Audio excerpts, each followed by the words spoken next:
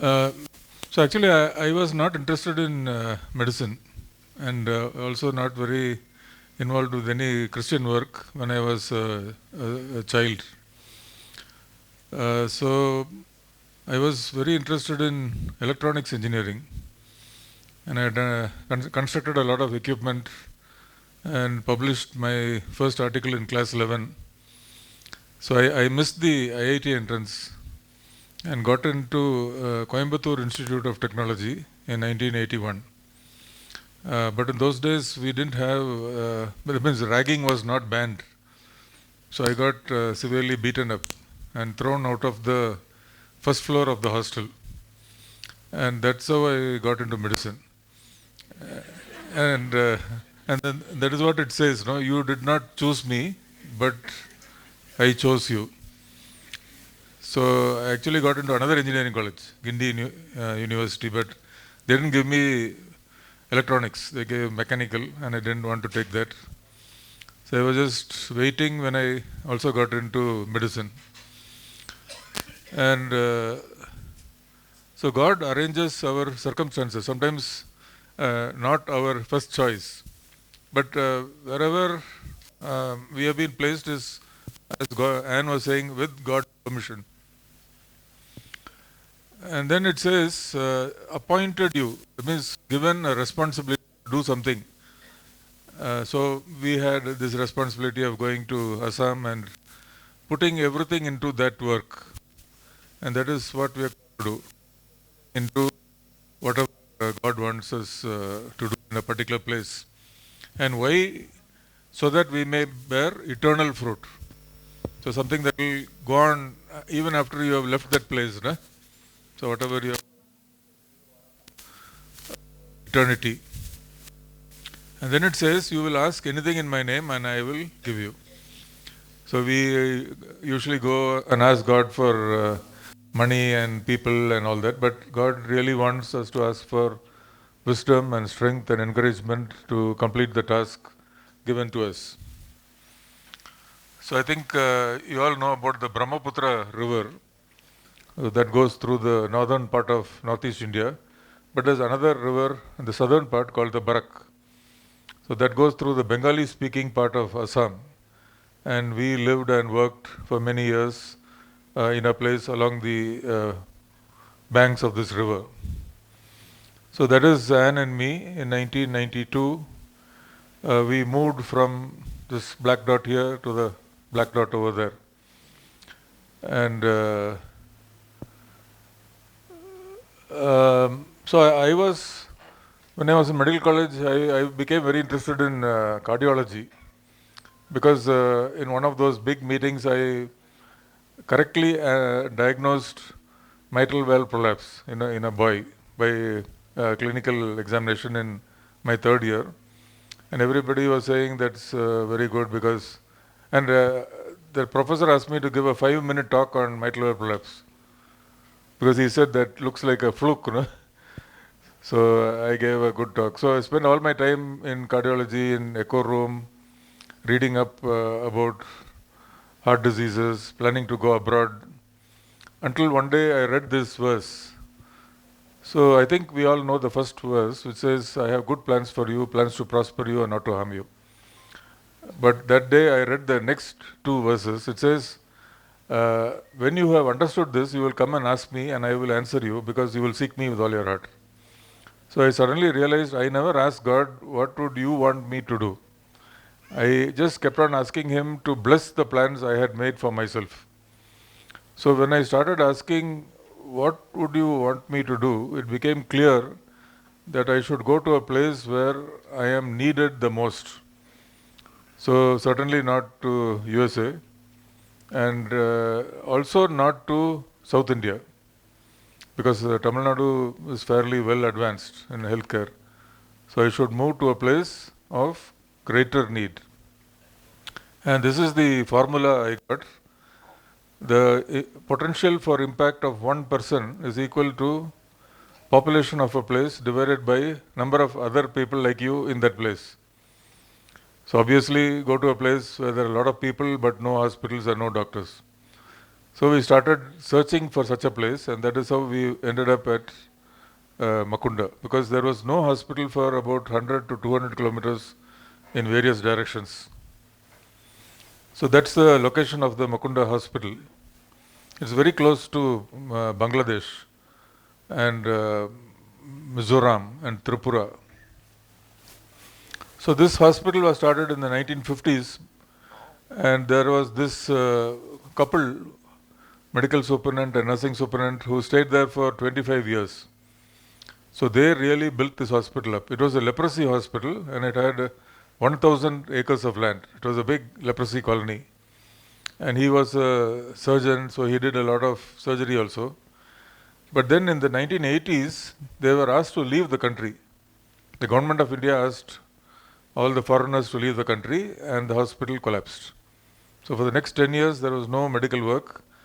The staff of the hospital started selling the property, the equipment, to pay themselves salaries without doing any work. So they sold off the generator, the tractor and everything. So there's nothing much left to sell by the time we reached. So that was what it was like in 92 when we went there. So these are the buildings. So they were all aluminium Quonset huts. They were all World War II buildings in which all the patients were kept.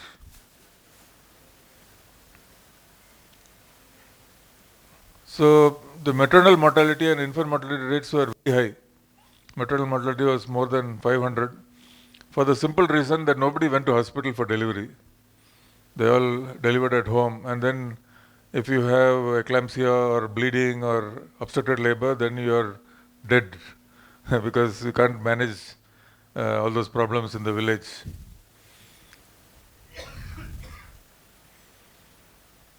So God gives strength, and He also gives wisdom. So we were, as Anand was saying, we were not trained in administration or finance or HR. We don't know how to run a hospital. So that wisdom was given by God. Similarly, we are coming from a city with a lot of sort of comfortable life. So that strength to manage is also given by God. So when we went and told that we are happy working in this hospital, this Emmanuel Hospital Association had been approached to make this hospital as one of its members. So they did a very detailed evaluation by the Presbyterian Church of Mizoram, and they had decided that we should not touch this hospital, with all its problems. So when we said we will join, they said, no, we don't want to start it because both of you are not having any service obligation. So after 6 months you will say, I don't like this place, and leave, and then we won't know how to run this place. So they said, we can think about it if you are willing to stay long term. So long term means they wanted me to retire from there. No? So we gave a 30-year commitment to this hospital. And because of that, we made this 30-year plan, 30-year strategic plan. 10 years to stabilize the hospital, 10 years to start some big projects, and then 10 years to consolidate and hand over to the next set of leaders. So these are certain things we need to know. So why are we here in this particular place? Nah? So there are rich people there, and when they fall sick, even for trivial problems, they simply fly to Vellore or to some other big place. So we are not there for them. The middle class people, they all go to the nearby towns where they get admitted into nursing homes. So again, we are not there for them. The poor people don't go anywhere, and they are the ones who die of easily treatable conditions. So they are the people for whom we are. So then how do they live? How much should we charge them? So these are the things that we need to plan to make the services accessible by them.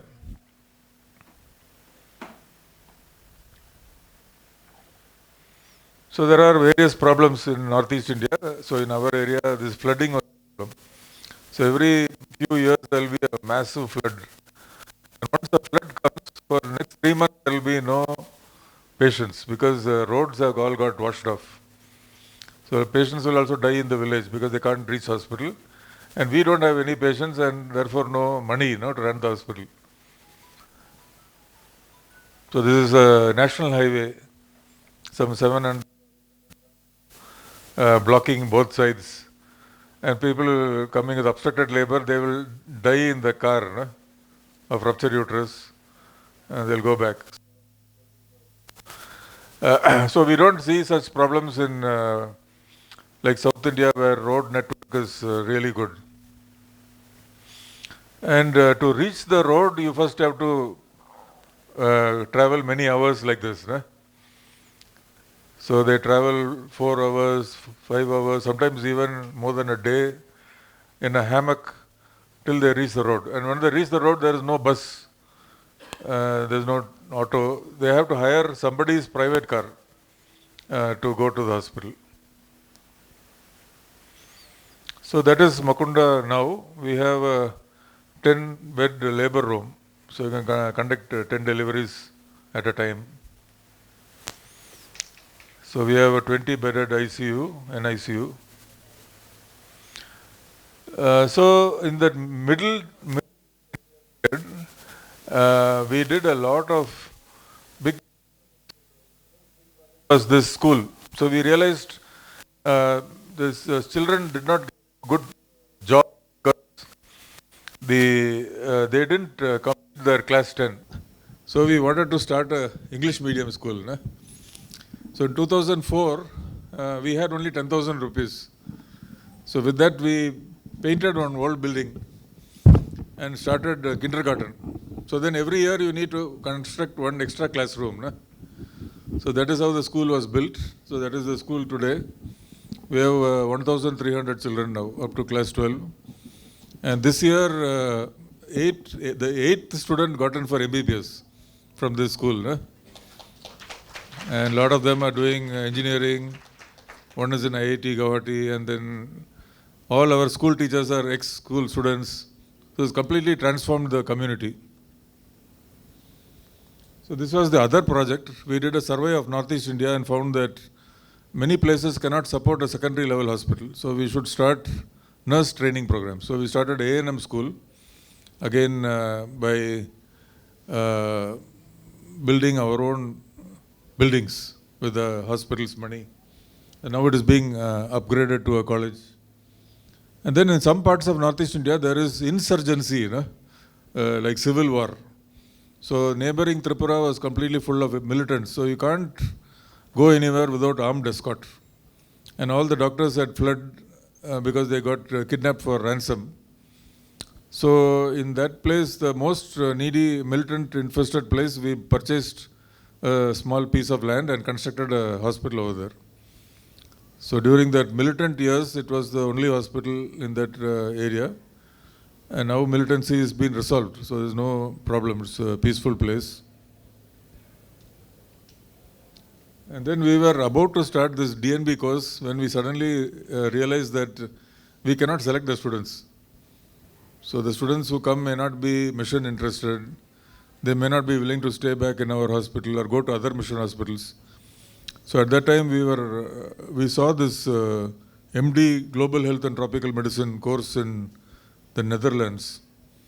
And these people get trained and go and work in Africa, South America, and really remote places. So we applied for that, and now every 6 months they send 4 Dutch doctors. So they get trained at Makunda, and then they go and work in remote places. So we have to ask God to help us to see through His eyes. So in every place, if you see through God's eyes, we see the problems in that place.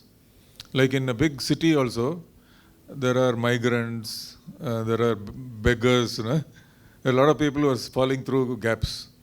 There may be people from other states who can't get state benefits. So they are the people that God sees. And if we ask Him to see through His eyes, we see those problems. So that is what we kept on asking constantly. Who are these people you called us to serve in this place? How can we reach them? So these are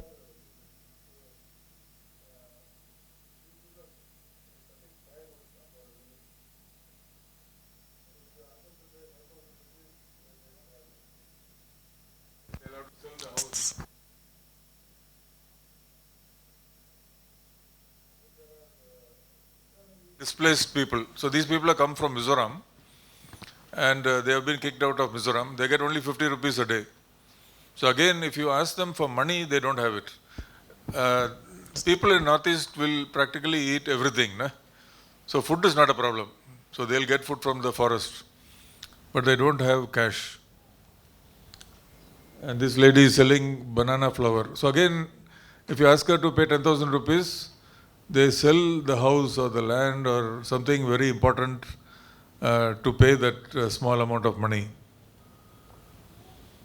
So this lady came with a small tumor, went to a hospital, and there they told we'll operate, but they wanted money equal to selling the house. Nah? So they waited for 6 more months, it became a bigger mass. And then they said there is ascites, so we may not be able to cure. So they were just waiting for her to die, so the husband will marry another lady. But the problem was she was not dying. Actually, I wasn't very keen to operate on this lady, but we had a very insistent junior doctor who kept on pestering me to do something. So under local, we removed all the fluid, and then Anne gave GA, and we removed a 35 kilogram ovarian tumor. But the biopsy was mucinous cystadenocarcinoma. So I just put it to say, we won't see such things in Tamil Nadu or Andhra. No? Long before they came to a situation like this, they would have got treated free of cost. So people come very late, young children dying of easily treatable conditions. So these are some things we did.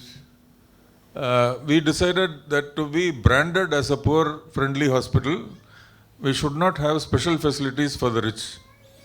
So hospital has no private rooms or no private consultation, so only for poor people. And then we have ways of finding out who is poor, like by seeing what they eat. There are certain behavior. So those people are given charity before they ask for it, because these are the people who will not ask for charity. They'll simply sell the house. Nah?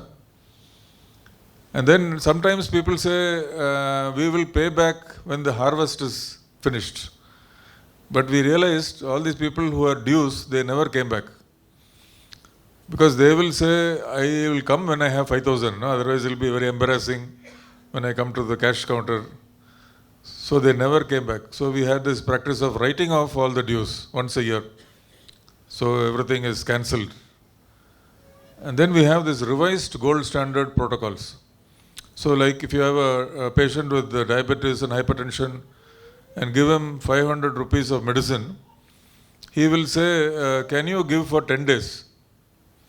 Which means he doesn't have money for 1 month. So he is 100% going to default. He's not going to take this lifelong. Nah? So if you really want him to take lifelong, you have to give him something at 1/3 the cost. So that means not the best drugs, the current drugs, maybe some older drugs. So that is better than giving nothing. Nah? So we modified all our medicine, obstetrics, surgery, all these protocols to make them poor friendly and sustainable from the family point of view over long term. So they were called as revised gold standards. And then occasionally we have complications, like Anne was telling about bile injury. So patient goes home next day, but bile injury means he is going to be hospital for 2 months with a drain full of bile. So unexpected complication. So when that happens, we write off the bill because it was unexpected. They never expected so much expense. Hospital can bear the cost because it happens once or twice a year, but the patient cannot. So it's like insurance. And then there is all these cultural factors. So one of the reasons why people didn't come for delivery, after 14 years, we had only 400 deliveries in a year. So the reason we found was that somebody came and conducted a delivery at home. And this person not only conducted delivery, they cut the firewood and they cooked the food at home and did all the work of the mother. And for all that, they gave them 1 bag of rice as payment. So this was such a convenient system, they didn't want to go to hospital. If somebody developed a complication, they say, her fate. We can't argue against that. So we started talking to these ladies, some men also, who were conducting the deliveries, and told them, when you have obstructed labor, bleeding and eclampsia, please bring. Because with these conditions, you cannot, the mother is not going to survive. So they started coming with those complicated patients, and then they realized it's not as bad as they thought it was. So within a year, deliveries had increased from 400 to 1,400, and then 4,500 and all that, and now it's around more than 6,000. And then we have this pricing strategy. So there are certain people who don't mind paying for ultrasound. No? They all want an ultrasound. So, but they don't want ICU. They think if you put in the ICU, then they have to sell the house. So what we have done is make ICU 500 rupees a day, including ventilation and all procedures. So obviously running at a loss. But that is subsidized by ultrasound. We do nearly 25,000 ultrasounds, where you make a good amount of money, because once you buy the machine, there's hardly any expense. So internally cross-subsidized. So a patient doesn't feel uncomfortable with the cost of ICU. So the traditional thing that happens in mission hospitals is to take a lot of money from rich people and give it to the poor. But there was a very interesting study published by CMJI, Robbing Peter to Pay Paul. So basically what they said is that after a period of years, slowly the poor don't come anymore. And that is because since they pay more, the poor feel second class. The rich pay more, the poor feel second class. And the staff start to think that the patients who pay more deserve more time and effort with them. So there is another one of the reasons why we didn't have private rooms.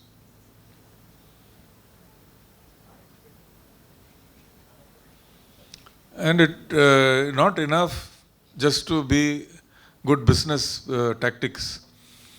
We need to be very loving with the people. So this lady, the mother has not slept the whole night because the baby was keeping on crying. So this nurse is carrying the baby so the mother can sleep. And that man's relatives haven't turned up. So the nurse has purchased some food. So the hospital allows the nurses to buy food if they haven't eaten. So these things make them feel at home. And they will go and say, this hospital is for people like us. So this was published by Wharton School of Business. It's called the Makunda model. So we got this NABH. So again, I was telling you about this private hospitals outside. So we are not in competition with them simply because they don't have general beds and we don't have private rooms. So they also do cholecystectomies, we also do cholecystectomies. But we are mutually exclusive.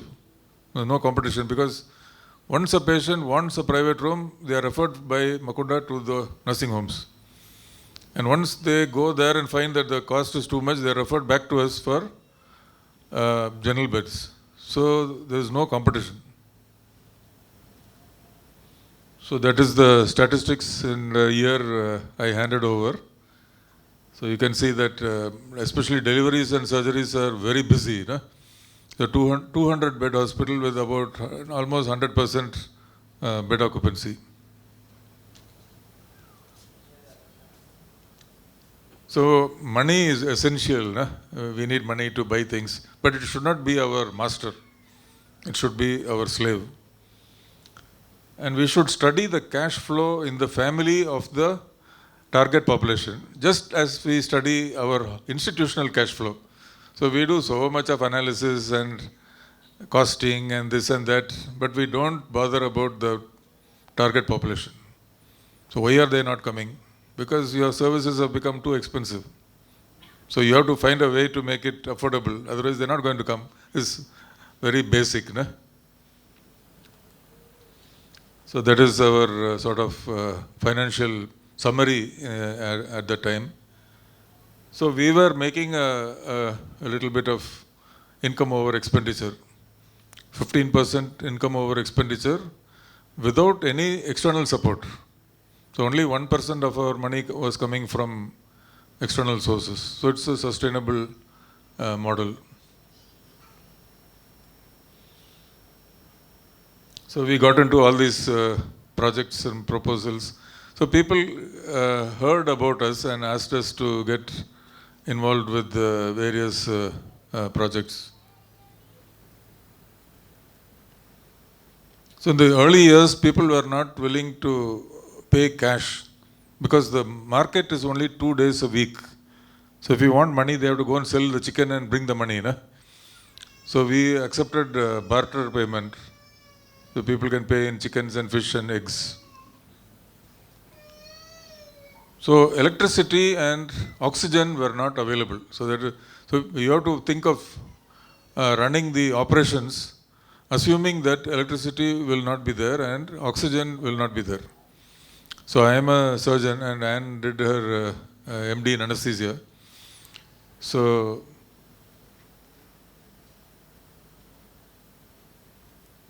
this was the solution, no? This machine, the fantastic machine. It was designed for World War II.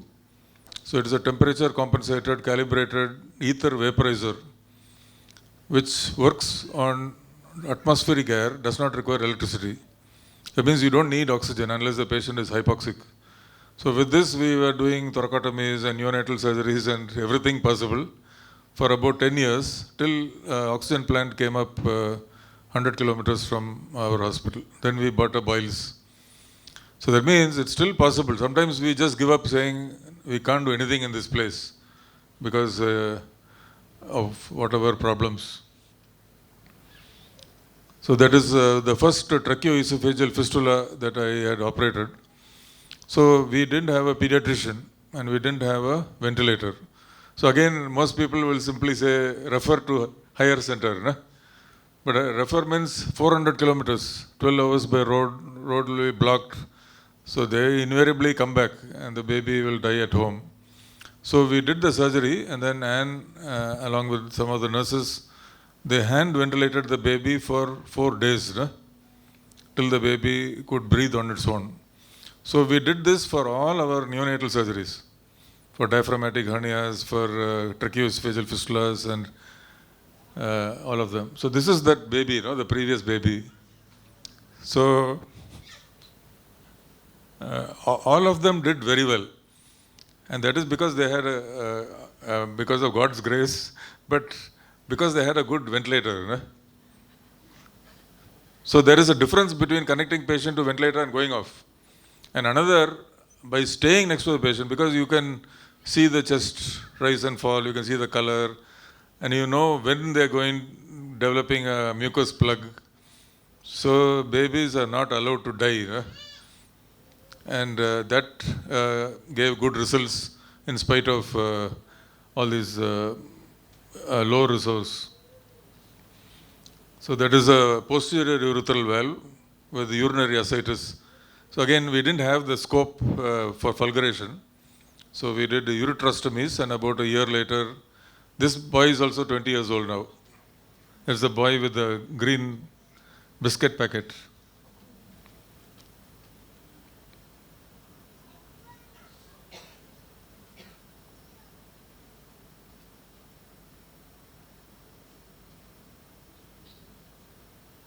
So I will explain this in the evening's talk. So this is part of our staff. So now we have about 500 staff. And most of them came from government medical colleges, nursing colleges, and paramedical colleges. So we went around talking to people in Northeast. So this is one of the studies I was involved in CMC Vellore. So for gastroschisis at that time, they were not operating. So one day, one patient came, they could not put the bowel back, so they had to put a Euro bag as a silo, and that baby survived. So this was published. So we did many of these operations. And this is another one I was involved in. So when you do a hydrated cyst removal, the lung collapses because there are numerous leaks, air leaks. So when the total surface area of the leaks is more than the glottis, the lung collapses. So simple solution is to put a catheter around inside this cavity and convert that into a bronchoatmospheric fistula. Again, we did, this is a very simple operation that anybody can do, no? Not a complicated thing. So this is Anne's thesis. So how to manage perioperative hyperglycemia with the burette set. So we did a lot of interesting surgeries. So this man came with a complete ischemia of the entire bowel, from DJ flexure to ileocecal valve, the whole bowel is black. And a young man. So if you remove all that, he's got no bowel left. And we can't put him on TPN, we can't put him on, do a transplant. So we just put the same bag, the silo bag.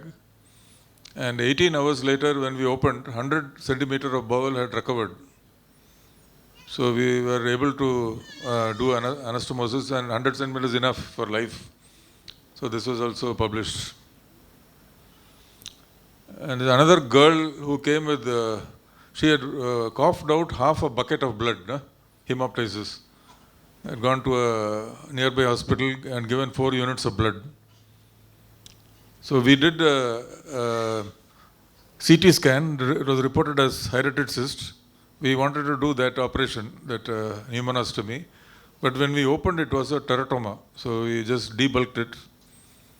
And then 4 years later, she came with a recurrence. So we did a middle lobectomy. So this was also published in as a global health case report. And then we started seeing a lot of patients with postpartum paralysis, like paraplegia, and postpartum cardiac failure, and neonatal death, all separate. Then we realized that all related to thiamine deficiency. So one patient with severe acidosis, and Anand was talking to MICU in Vellore, and they were saying, why don't you give thiamine? So we gave thiamine, and the patient reversed.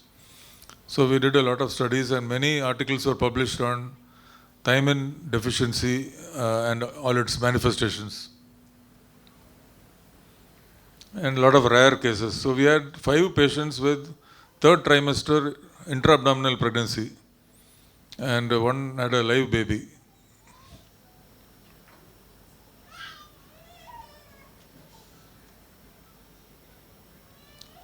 So we were involved in another study on causes of maternal cardiac failure. The problem is we don't know what is causing, because nobody is going to do an echo. No? So we found out that every hospital has at least one obstetrician, and all of them know how to hold a probe. So 11 handheld machines were imported from UK. This was a ICMR project, and they were all taught how to capture images of the heart, 6 images of the heart. And that was enough to say whether the patient is having cardiac problem or not, and should I refer or keep the patient.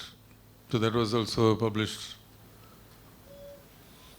And this is a device I'm involved in developing to collect the blood from the abdomen in ruptured ectopics and put it back into the patient. So we recently submitted it in, it was published in Lancet, and it has been patented. We are waiting for an industrial partner to develop the device. So I was involved in this study. And then I had a MI. So Anand was saying about my MI.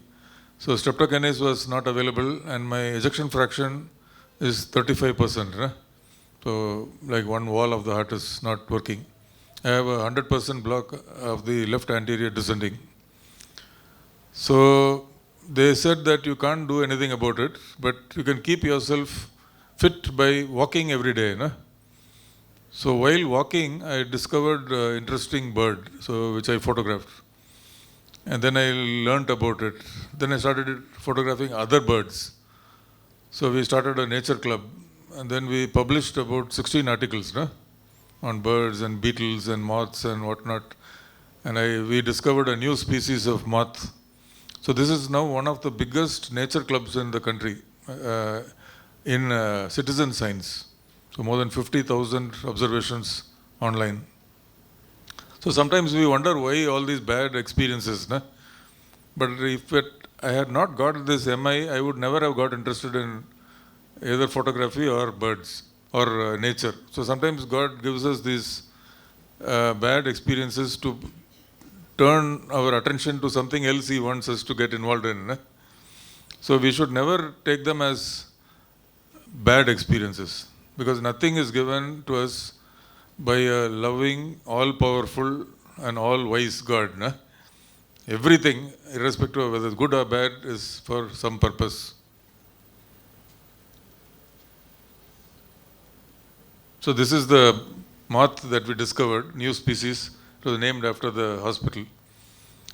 So it's all a complicated process, because the insects have to be sent to a laboratory where the genitalia are dissected out and compared to reference images, and all things have to be done, and then you sort of publish it.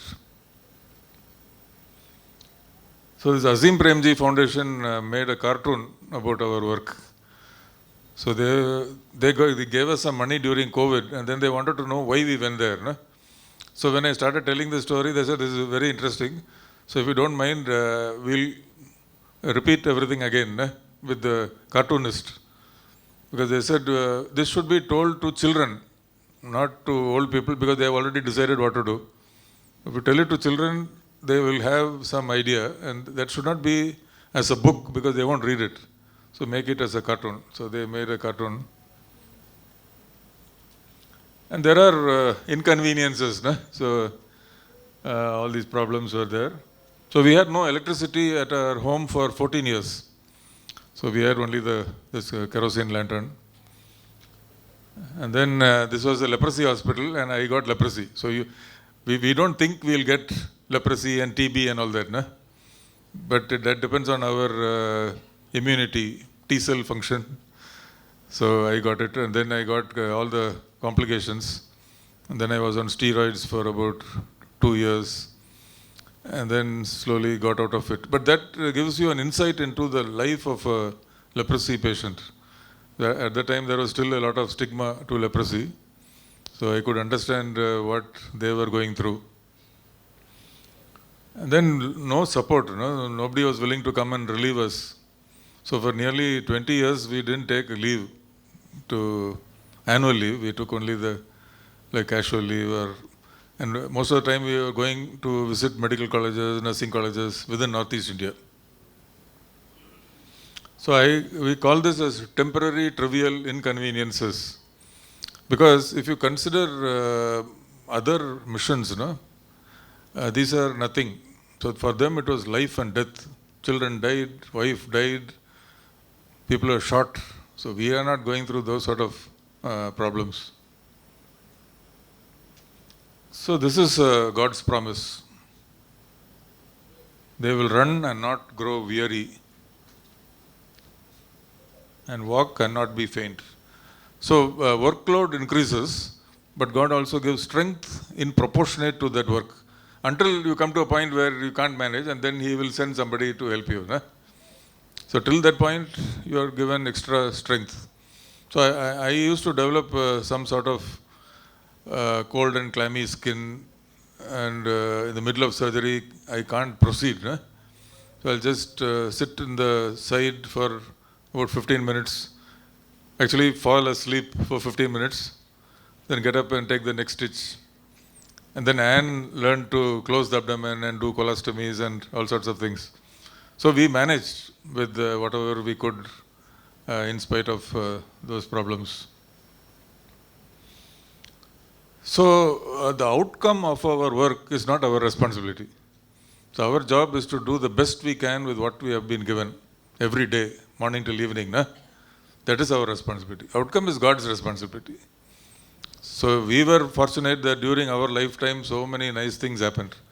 But it is also equally possible that nothing would have happened. The hospital might not have got better. But that's fine, because our job is limited to what we can do with what we have. Outcomes is in God's hands. And peace and contentment are God's rewards in this world and riches in heaven. So in our heavenly bank account, our riches are not because of anything else but our acts of trust and obedience in this world. So we got this award from CMC. So we need a greater award from God. Na? Welcome back, good and faithful servant. And that is what all of us should be living for. To have the assurance that there is approval of what we are doing with our life right now. And then when our life in this world is over, that we will be welcome back. You completed the task I gave to you. So that's our family. Our elder daughter completed class 12 in our school in Makunda. Younger daughter class 10. So they are also doing well. And then one day we have to hand over. Na? So when the 25 years came, I started the process of handing over. And today the present person in charge is from this city. Na? Chandan, Nalli Chandan is from Vizag. He is an orthopedic surgeon. So he's taken over the hospital.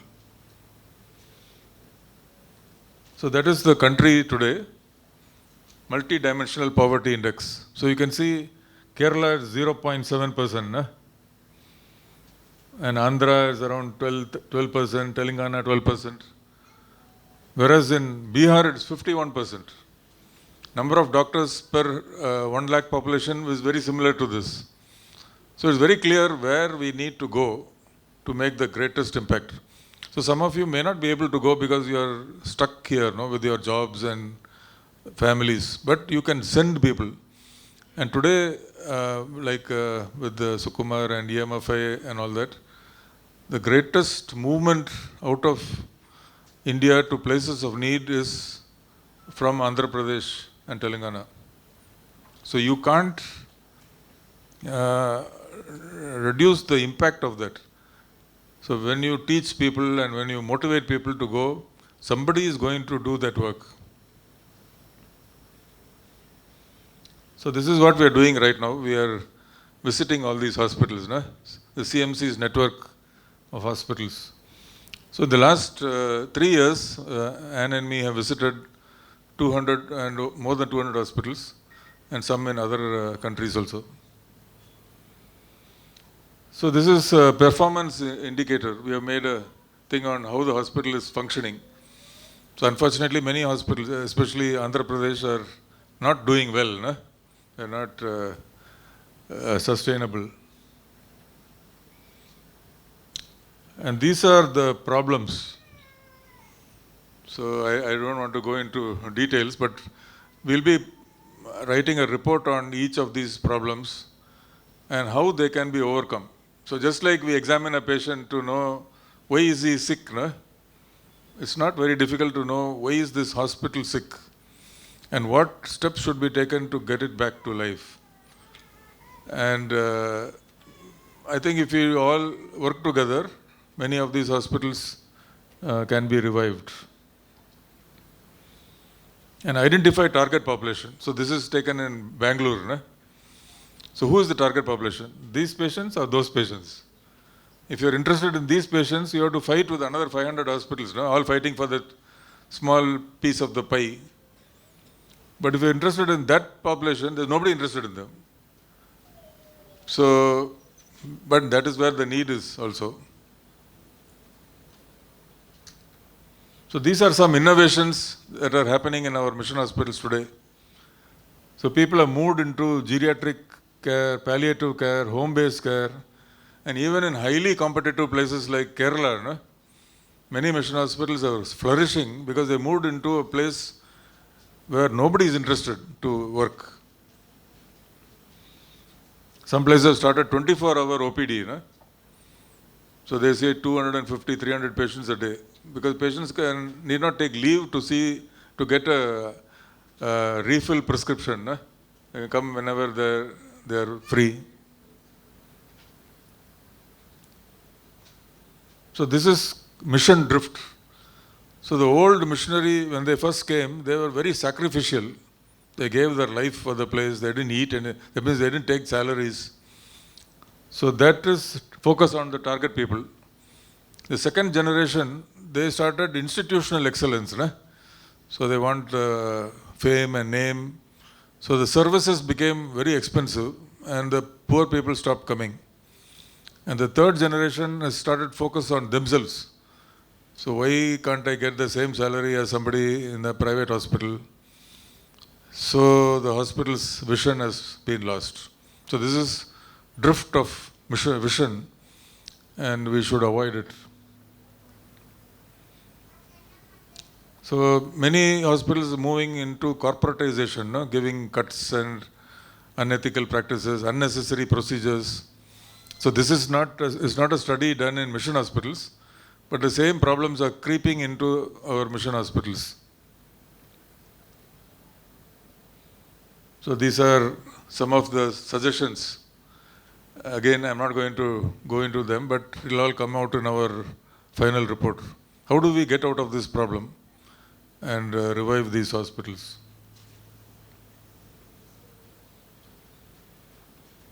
So these are certain things that leaders in mission hospitals should consider. Na?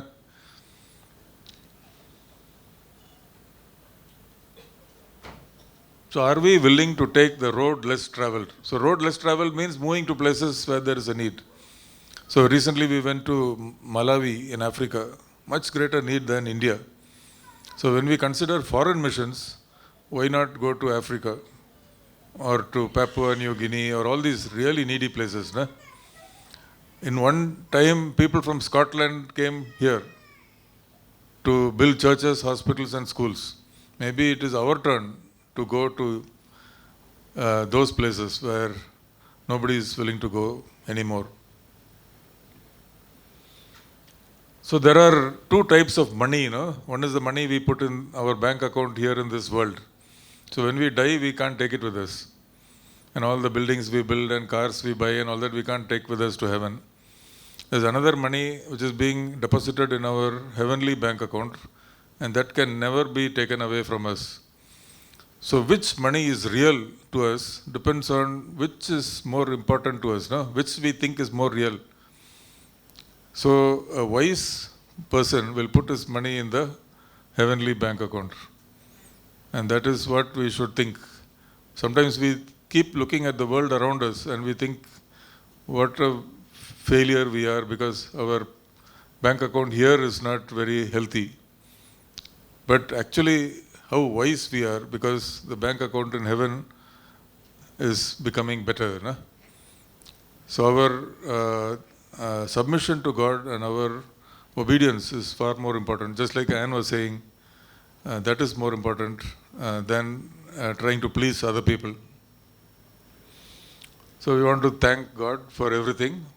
We did nothing except to stay there and do the best we can for the time that we stayed. And a lot of other people came and stayed there along with us. So it is because of their hard work and the wisdom, strength and encouragement given by God that all these things happened. Thank you.